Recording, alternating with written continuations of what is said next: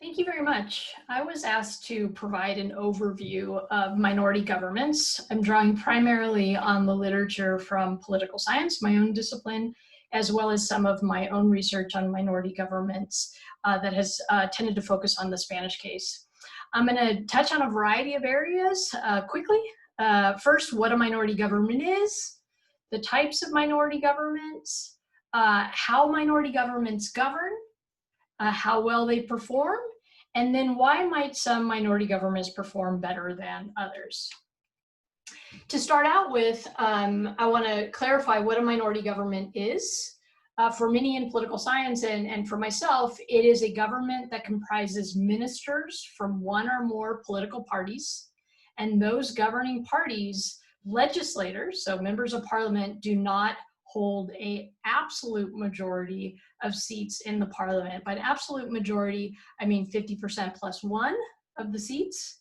And by parliament, I refer to the chamber, I'm referring to the chamber or chambers of parliament to which the government is responsible.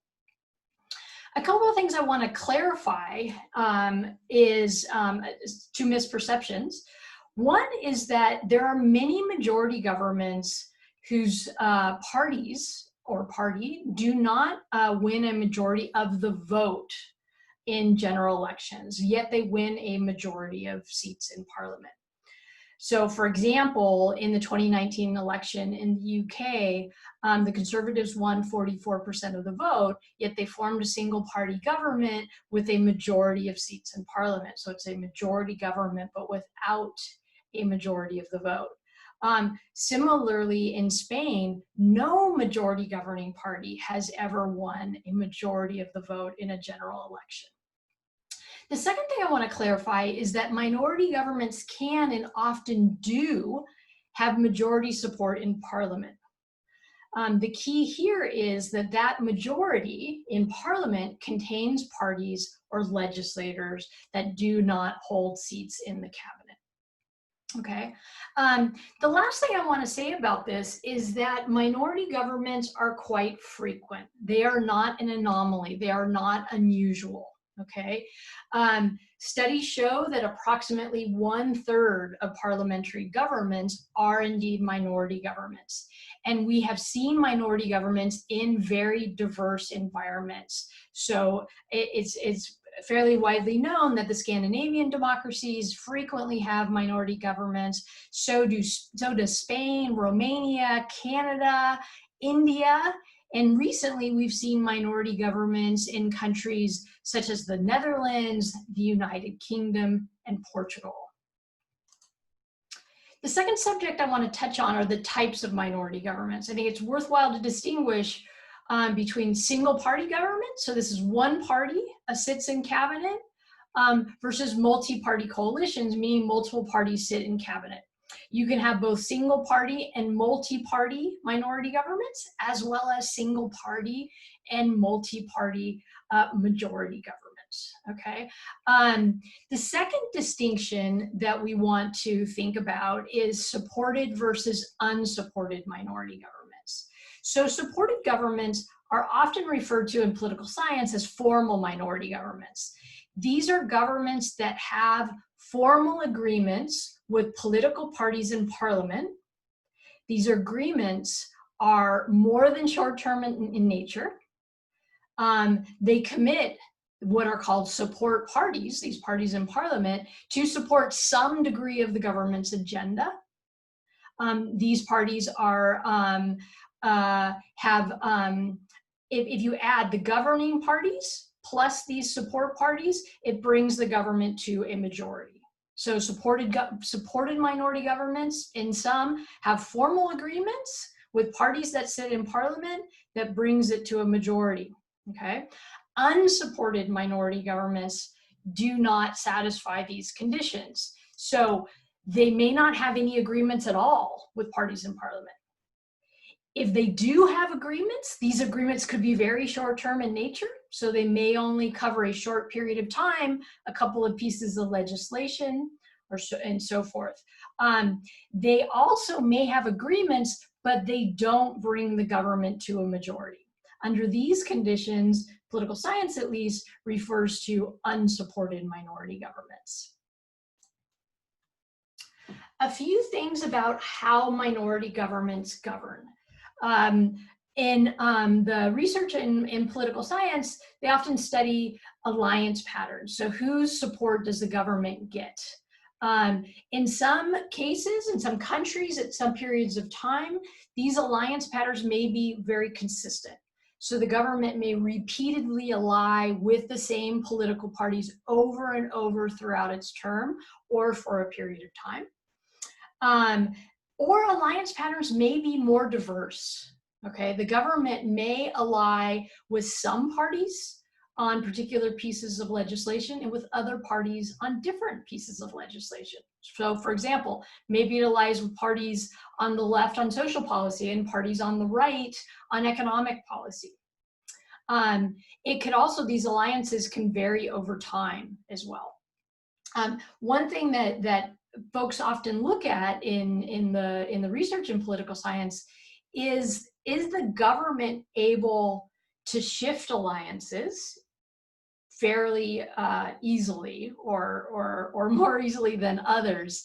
For example, is it located in a center position on a particular policy? So that may permit it to play different parties off of each other. So maybe it could go to its left, or if it doesn't like what that party is demanding, then it can say, okay, well then I'm going to go to my right and see what they're demanding. And it could put them in a strong bargaining position that we'll actually come back to. Another thing that people analyze when they study minority government are the types of agreements that governments make with parties in parliament.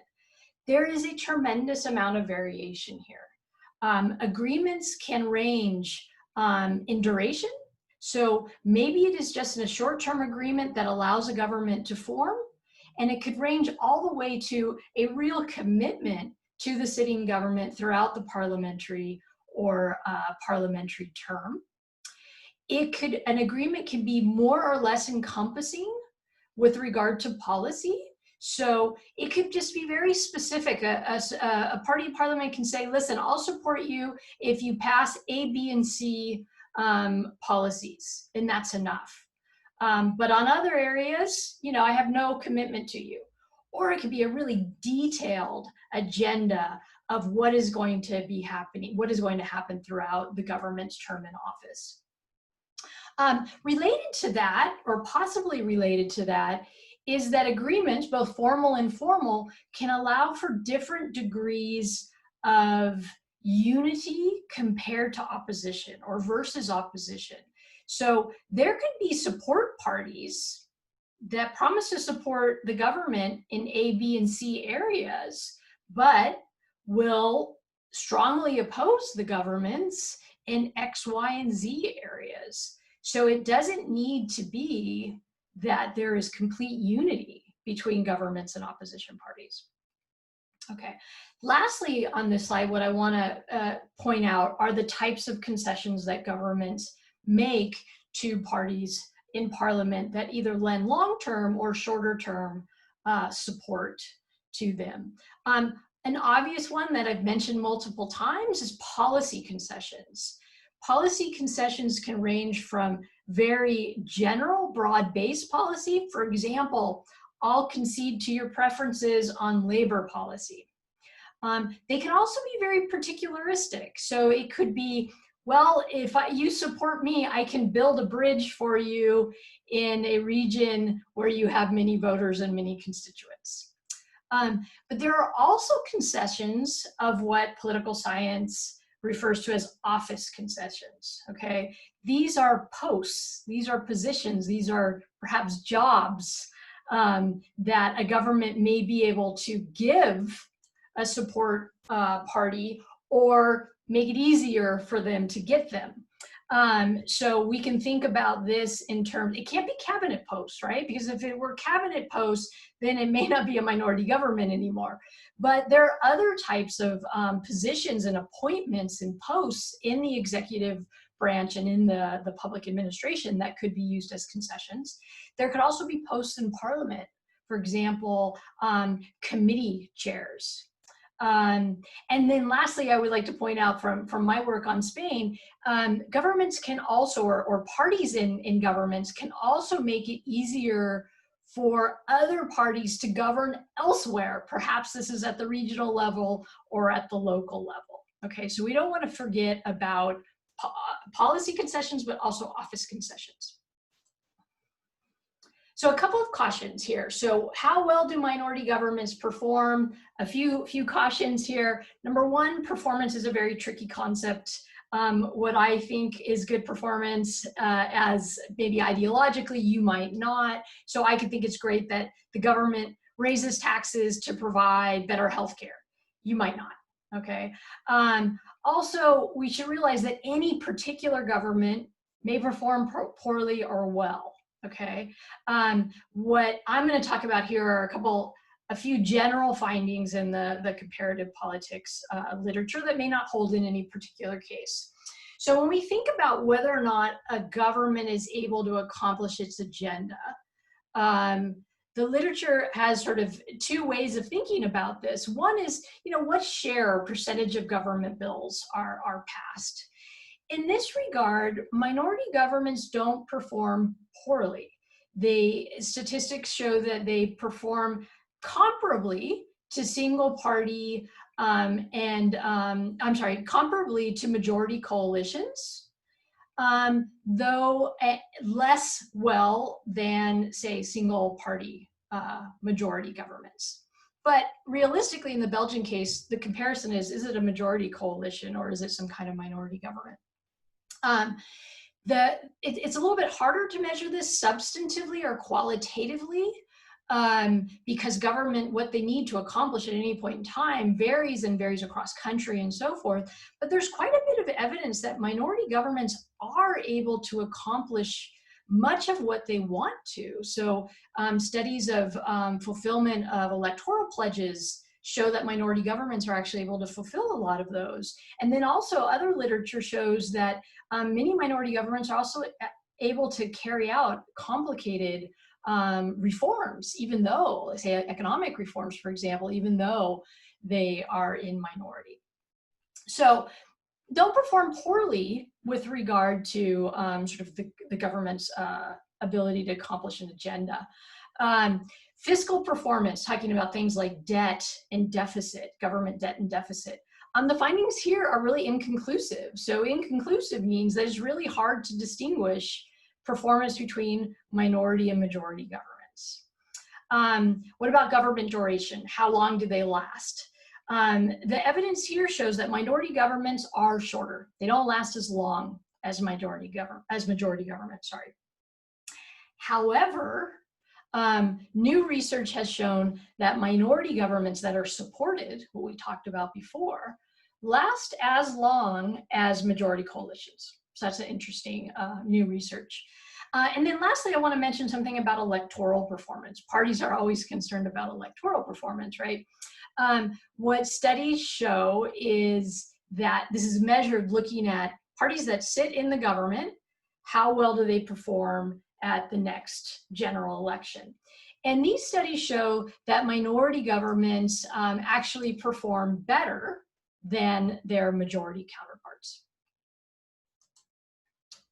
Lastly, what I want to say in the couple of seconds that I have left is just highlight a few things about why some minority governments may work better than others. And this draws on my work in my book, Why Minority Governments Works, that I applied in Spain. So some things to consider would be, what are the political institutions, rules, and practices? Do these institutions and rules strengthen governments in office or not? Secondly, what is the government's partisan bargaining position? So what are the partisan conditions that may affect its ability to get allies and to govern? So here I'm talking about things such as, how many seats does the government actually have in parliament? Secondly, how many additional party support does it need to get in order to be able to pass its legislation or stay in power and so forth? Is it 1? Is it 2? Is it 5? Third, as we talked about before, is the government in a position to be able to shift allies? Can it move to its left sometimes and move to its right sometimes? Also, and I think this is really important in the Spanish case, but also maybe very important in Belgium, is how do regional level political circumstances, party circumstances, strengthen or weaken the national government in power? Do they make it more complicated for them together? Or do they make it less complicated? Okay, and then the last one, and these are obviously not completely mutually exclusive, is the degree to which parties' goals, what they want to attain, are reconcilable or compatible. So what is the distance, for example, between government and opposition parties on policy? Are policy priorities distinct, and therefore government and opposition parties can trade off? So an opposition party may get what it wants on social policy. It's not too painful for the government to concede on that, whereas the government, what it really wants is changes in economic policy, and an opposition party doesn't really mind conceding on that. Also, are there parties in parliament that really prioritize policy change, policy concessions, and are not particularly interested in governing? This might reduce the incentives for it to want to dislodge a government. And then finally, what are the parties' electoral strategies? Will they benefit, once the government is sitting, will they benefit from triggering an election if they think they will do well, for example? If they won't, that minority government actually may be able to survive and to accomplish more of its legislative agenda. So I will leave it there, and thank you very much.